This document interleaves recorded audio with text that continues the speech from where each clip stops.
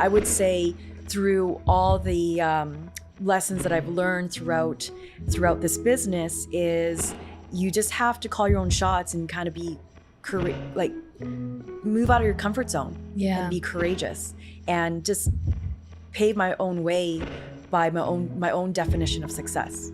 I mean, I would say learn everything you can. Don't be focused on what your specific role is and say, oh, well, that's out of my scope. I don't do that.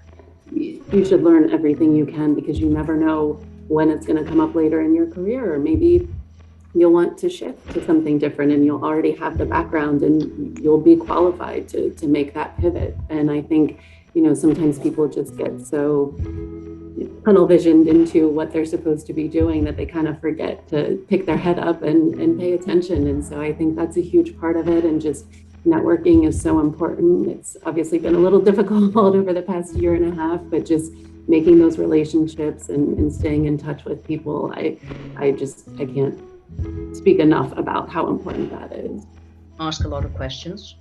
Every city in Canada is like a village.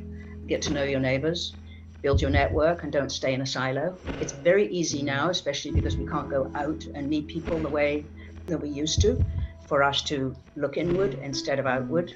And so I think if you want to be a leader, you can't stay in a silo. You've got to look out.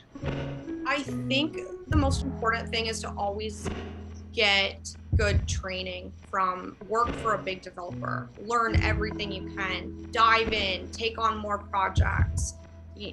Ask to do more things at work. Just try to learn everything you can about, in all aspects, things that don't matter. I remember thinking like, why does this door handle matter versus this one? And just remember all of that, because at some point when you have your own company, you're going to get really opinionated with what door handle you want to use and why you want to use it in the location that you're putting it in. And I think that get the training, take on as much as you can, learn from people around you.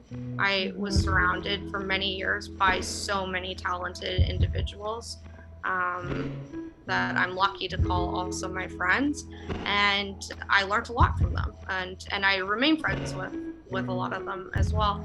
In life, and I think you've experienced it, I've experienced it, life is a bumpy road. There's going to be ups and downs and crazy events in our life that we can never predict. And if you hold fast to what it is you want in your life, what you want to attract and what matters, and you stay that course, it allows you to navigate those bumpy up and downs life throws at us a lot easier and with a lot more grace. You just have to really set your goals and then set big goals, not something that's going to be unattainable, but you have to really work towards it. And I suggest writing them down every morning.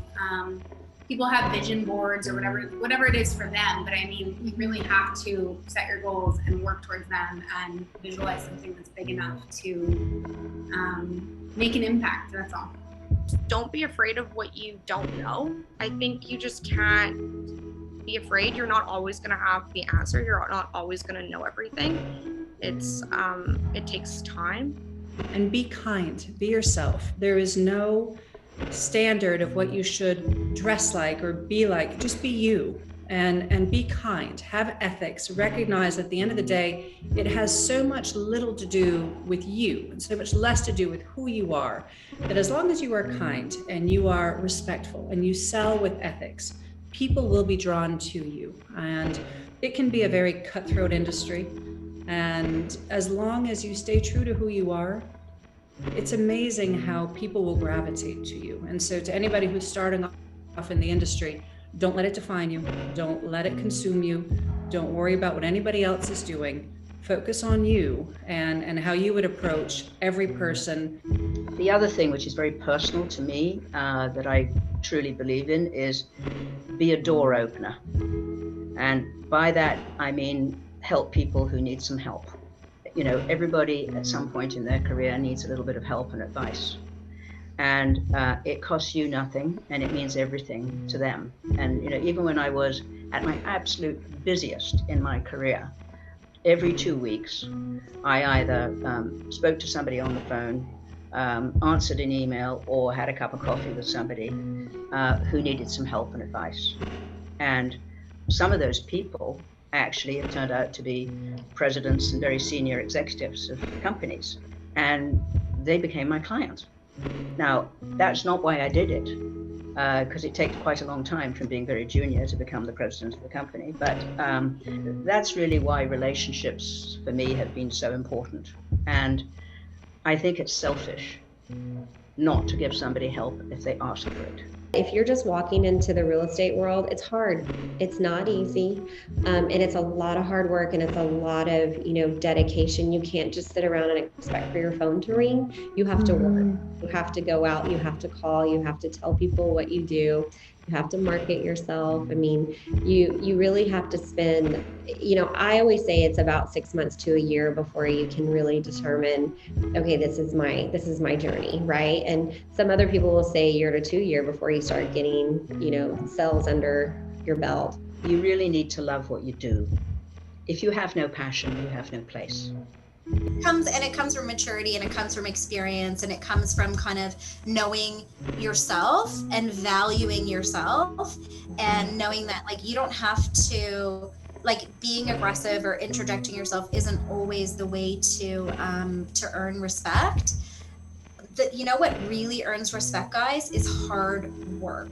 It just, the clients see it. When I have a meeting with a client and they see that at 7:00 that night, I'm sending them an article about, I don't even have the account yet, but like I'm reading an article that I think will be of interest to them, and I shoot that over to them. They're like, wow, she's thinking about me.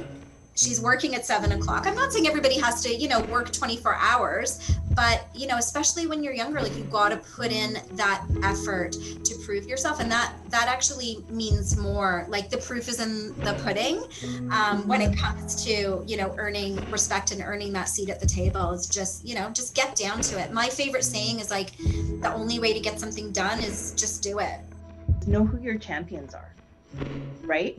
No one can do anything alone. And so by knowing who your champions are and really leaning on them, I find that there was a moment in time, or I'm sure it's still the case, but everyone's kind of looking for that mentor or a mentor to kind of take people under their wing. And, by doing that, you really got to lean in. It's not just about showing up and presenting well, but it's being humble and human and vulnerable, and being like, I had, and really be vulnerable about the challenges that you guys are facing, so that, people can really provide honest, transparent guidance, right? So knowing who your champions are, being vulnerable enough to lean in on them, and then, when you've made it a step or two ahead, pay it forward. And then that chain becomes, it's a self-sustaining model of support. And whether you're a woman or a man or young or old, it really shouldn't matter. It's just having a positive, supportive network. I entirely changed my style of instead of a top-down approach management style, it was bottom-up approach. And strength in numbers is... Wow.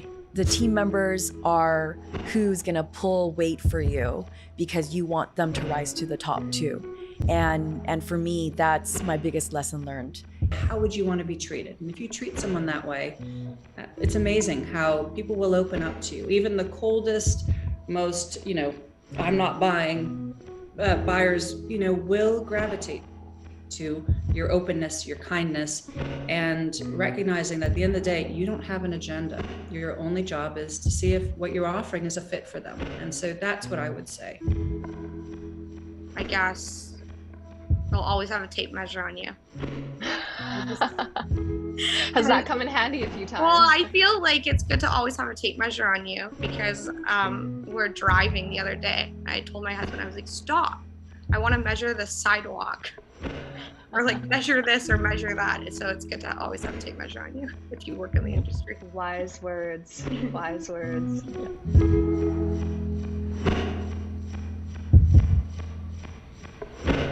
Yeah.